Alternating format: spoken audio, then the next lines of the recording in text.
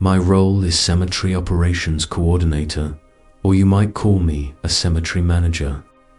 Part of my job involves meeting with guests and family members of the deceased to arrange funerals and handle plot sales, among other things. One time, a 30-something-year-old man named Antonio, a very spiritual person, came in to buy a plot for his sick father who was in hospice care. Antonio was Hispanic, spoke with a very thick accent, and his eyes showed he was a caring man. He showed me pictures of his father, who also seemed like a sweet man, much too young to lose his family.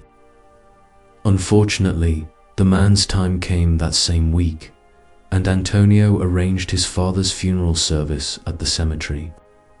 The day of the funeral was very stormy. Some say that's a sign of good luck. The funeral procession stopped briefly in front of the front office building. I stepped out from under the front awning of the building and saw Antonio in the car behind the hearse. We waved at each other. Because of the bad weather, I went back inside and waited until the procession was ready to move on to the burial site. I got into one of the cemetery pickup trucks and followed them to the final stop. There, I stood with my umbrella, overseeing the proceedings.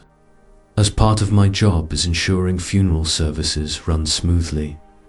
After the funeral, I drove around the cemetery in the truck just to check the area, something I do several times a day. I had a lot of paperwork to handle and also needed to close the cemetery that night. So a bit later, I returned to my desk to take care of these tasks. The cemetery closes at 5:30, so as soon as it started getting dark, I drove around one last time to make sure all visitors had left, then drove to the front gate to lock it. It was a relatively warm, early March day. The days were still short, so by closing time on a normal day, it would already be getting dark. But on this stormy day, it felt like nighttime already. I was driving back to my office when I thought I saw someone hurrying down one of the lanes between the tombstones, then turning behind a hedge and disappearing.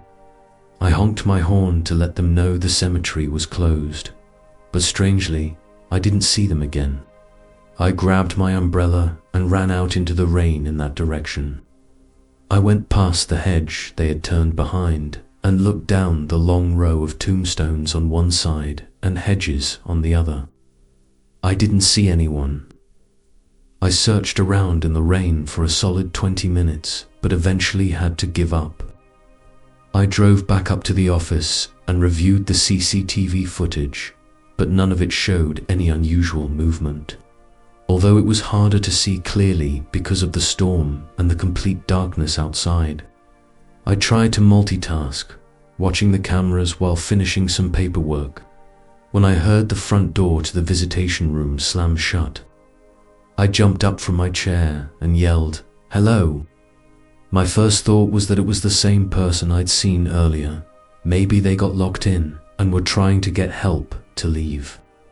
I stepped out into the lobby, but no one was there. I looked around and called out again, wondering if the door slamming was them leaving. I started looking out the windows. I stopped at one window when I saw someone on the other side looking back at me with a blank expression. I jumped back and screamed, and they didn't flinch. I stepped closer, squinting in confusion, when I realized I recognized this older Hispanic man. He looked exactly like the pictures of Antonio's father that Antonio had shown me. My heart pounding, I ran out the front door of the building to the side where I'd seen the man, but he was gone. He wasn't running into the fields, wasn't hiding in a nearby bush. He was just gone. I stood there in the rain, getting soaked, looked around, then ran back inside, packed up my things, locked up, and got into my car.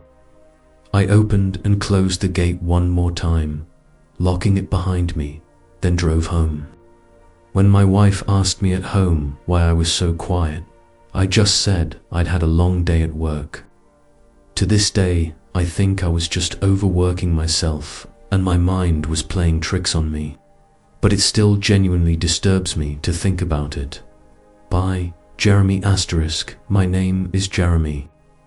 This happened in the dead of October, when it was chilly and windy. I live in a somewhat large town with very old, poor buildings from the early 18th century. One night, a friend and I were bored and decided to go out and cause some trouble at 3 a.m.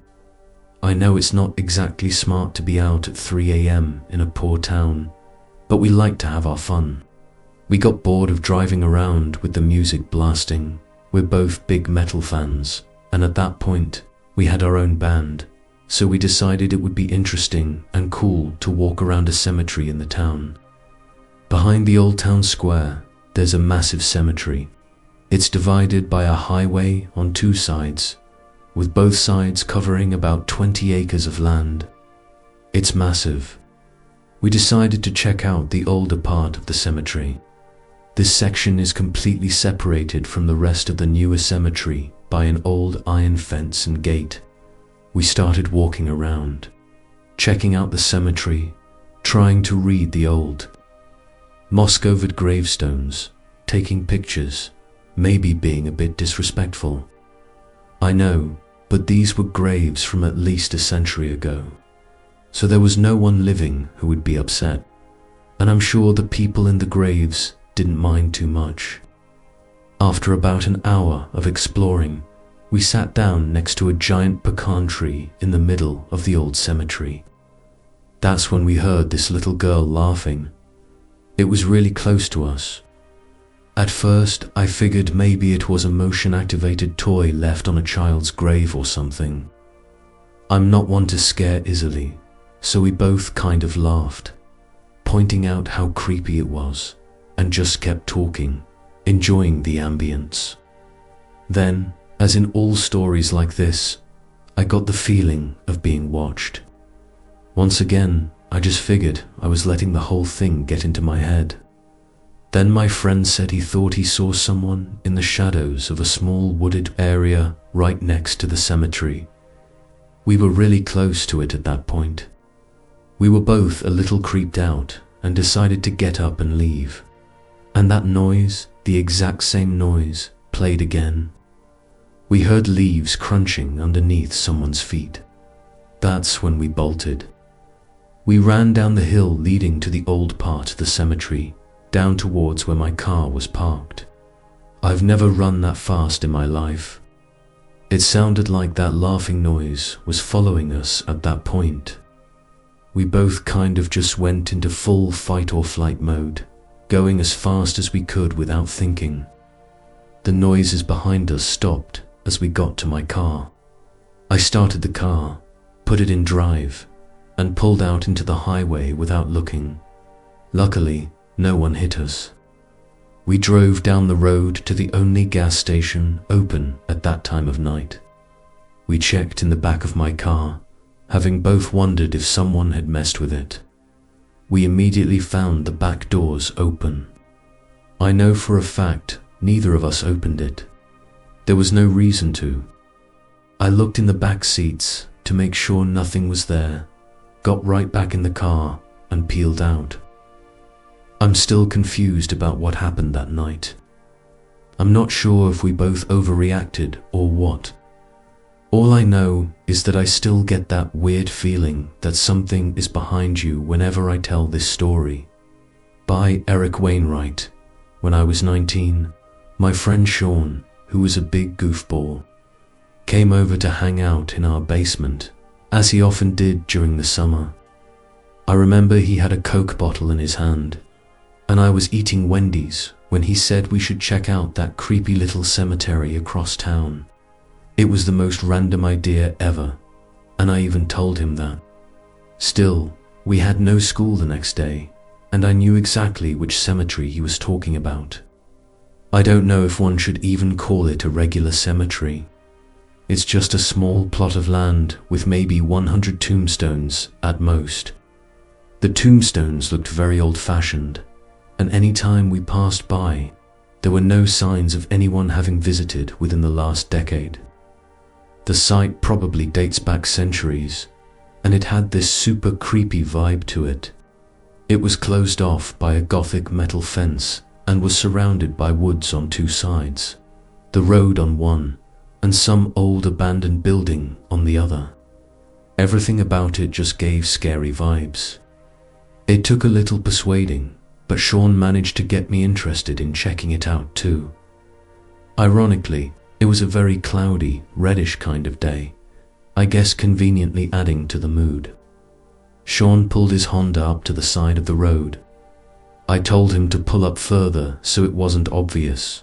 It was a low-traffic road, so it would look suspicious. He pulled up a few hundred feet down the road, and we got out and cut through the woods so that any potential traffic wouldn't see us entering the little cemetery. Hopping the fence in the woods was easy, maybe a 3 or 4 foot fence. Sean kind of took the lead on this, since it was mainly his idea. He led us through the eerie little plot of land, and we looked at the old-fashioned tombstones. They all seemed to be from the 19th century. The writing on some of them was illegible at that point. I know it sounds super dumb and cliché, but I couldn't help but feel like I was being watched constantly. I started looking around the surrounding woods. I told Sean how creepy it was. He replied, "I know," still feeling watched. I looked at the abandoned building next to the cemetery, at one of its windows. For a brief moment, I knew I saw someone standing at the window, even through the fog, grime, and dirt on the glass. They casually either ducked or walked away from the window. I told Sean we were being watched by someone in that building, and he turned to look at it too. Then he went to look for a way in. I told him not to. I said we should just leave before we get in trouble. I stayed still by the tombstone he was looking at while he walked around the building. Then he found a way in. He called me over, but I stayed put, and I heard some loud kind of crack. So I looked in that direction, and there was this older man, probably around 55, with grey hair, wearing a black raincoat. I believe he was wearing jeans and had a mustache. That's all I really got of him. Then he opened his mouth and screamed. Not just yelled, he screamed, "Get out." He screamed it so loud I thought I saw birds fly away, startled. And just like that, I started to feel lightheaded, and suddenly everything went dark. The next thing I remember was waking up to being dragged in the woods. I freaked out, thinking I was being kidnapped. But when I turned and got up, I saw it was just Sean. Sean was freaking out about something. He told me to follow him and run back to the car, so I didn't ask questions. As we ran through the woods, I heard something close behind me. When I turned, I realized we were being followed by someone, so I ran even faster. We got to his Honda, and he basically put it in drive before the car even had a chance to fully start.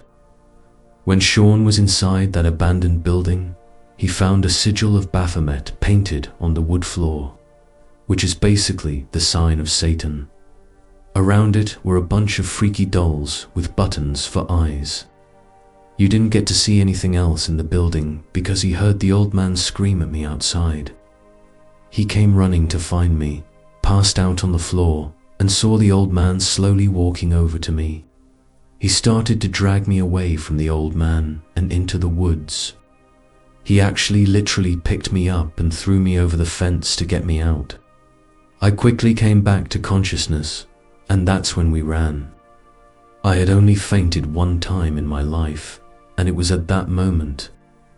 I don't know why I fainted, but it happening at a graveyard with some kind of satanic, ritual building right next to it makes it that much stranger. Anonymous, my grandpa, passed away a few years ago. I was always very close with him. This past July, on his birthday, I paid him a visit at the cemetery. The cemetery he and my grandma chose for their burial was was about an hour's drive from my apartment. My family lived closer, so they all went to his grave together. I had to go separately.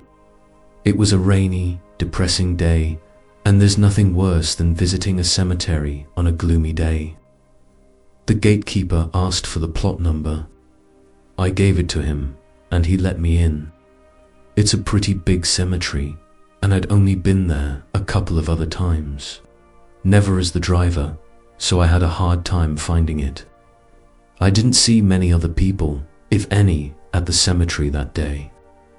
I'm sure the weather had something to do with it. Eventually, I found his stone and parked my car in the grass to the side. I put some flowers down under the stone, stood there for a while with my eyes closed, and prayed. When I finished my prayer, I opened my eyes and looked up. There was an old man standing about 5 rows of graves down, directly across from me, and he was looking right at me. I knew this man, though it was my grandfather. No, it couldn't be. I rubbed my eyes, and he was gone. Did I just have a spiritual moment, or were my eyes and mind playing tricks on me? Either way, I got the chills, and I had goosebumps. I was quite honestly freaked out. I got back in my car, said "Love you, Grandpa," and drove off. I felt like I had a headache on the way home. I'm not sure why. I was the only car on Prospect Road, a quiet road with dense forest on either side. Deer commonly crossed there. My car zipped down the road when I spotted someone on the side of the road. Coming up, there were no sidewalks or a walking path on this road. I slowed down. It looked like my grandpa again. When I realized this, my heart dropped 1,000 feet, and I swerved the car accidentally. I desperately tried to regain control and come to a stop. Luckily, my car didn't end up in a tree. It just skidded out into the middle of the road until coming to a halt. I immediately looked back to where I saw him, and I saw a deer on the side of the road looking at my car. My heart was literally racing. I was terrified. I needed to get home. I made sure no cars were coming and got back in my lane. I focused on the road as best I could, given what I had just seen twice. I felt weird the rest of the day, not sick, but something wasn't right with my head. I went to bed early after watching an episode of my show. I woke up at like 2 a.m. to my phone ringing. It was an unknown number. My heart started racing again. A call at this hour couldn't be good news. I answered the call and put the phone up to my ear. There was static on the other end. Finally, I said, "Hello," more static. But what I thought I heard next, I couldn't believe. Just briefly, for maybe half a second, I thought I heard my grandpa's voice over the static. I tried to say hello again, but I was too shook. Every part of my body was actually shaking. Then the call cut to silence and ended. I called my phone provider the next day to trace the number. They couldn't. They didn't have enough data to trace it, apparently. I don't know if that was just bullshit or not. The events that took place that day and night were the scariest I've ever experienced. Do I think my dead grandpa was trying to contact me? I don't know. That sounds ridiculous. You think if you experience something like this, you'd be so full of emotion and joy, but no, still terrifies me. And I really still don't know what to think or how to feel about it. Whether it sounds ridiculous or not, it happened. And I wonder almost every other night, was that really my grandpa on the phone? By Ninarak, my friends and I were very stupid when we were teenagers. I was like 17 or 18 when this happened. It was the month of October, and I wanted to do something scary in the spirit of Halloween. There's a small cemetery about 10 minutes from where I live. When I was drunk with a couple friends, I said we should sneak into it. I'll make up some names for my friends, Ryan and Mike. We were at Ryan's house. He didn't drink ever. So, when I came up with the idea, he was the one to drive us to the cemetery. Mike and I were really the ones pushing for this. Ryan was just along for the ride, but then again, he hadn't been drinking. Ryan parked in some parking lot across the street. It was a ghost town because it was past midnight at that point. We made sure no one was around to see us as we hopped the fence into the cemetery. It wasn't exactly pitch black out, but it was slightly hard to see more than 10 feet in front of us, so we were all using our iPhone flashlights. There didn't appear to be any night security in the cemetery, so we kind of dispersed from each other. Ryan seemed to be following Mike more closely. I could still see where they were because of their flashlights. I went off a little further on my own and decided I'd start taking a creepy video. So I started recording, with the light still on, of course, of the old headstones and the general eerie vibe of the cemetery at night. I didn't see Mike and Ryan anymore, so I started to go look for them, still recording. I looked at my phone screen and froze. There was a woman dressed in a white gown or a dress, I want to say, with long, grey-looking hair. She was looking down at the ground. I looked up from my phone screen to look at her in person, but she was gone. I started to back away. I looked back at my phone screen, and there she was again. Only now she was looking into the camera, or rather, looking at me. I looked up from the phone again and could not see her once more. So, I looked back down at the screen again, and there I could see her moving closer to me. I started to scream for Mike and Ryan as I sprinted away from that spot. I couldn't see their lights anywhere. They weren't answering my screams. I had a feeling they were going to try to scare me, so I ran back for the fence of the cemetery to hop it and get out. I made it to Ryan's car. I texted the two of them, saying they needed to get out of the cemetery now. They met me at the car minutes later. We all sat in the car, and I showed them the video I took. They had the same horrified looks on their faces I did. Now that I was actually watching the whole video, I could see the moment the woman slowly lifted her head from looking at the ground to looking at me, and then she starts to move towards me. We could only see her moving for like a second or two before I start screaming in the video and running away. But the way she was moving, we could see no leg movement. It almost seemed as though she were floating to me. I have that video saved on my old iPhone 4S, but the stupid thing won't turn on. It gets stuck at the Apple logo. I don't want to reset that phone until I can get that video off of it somehow. My friends firmly believe the woman in the video was a real, living person who also happened to be in the cemetery that night. But me, having been the one to actually find her and only being able to see her on my phone screen, well, let's just say, I was never a believer in the paranormal until that night. Foreign.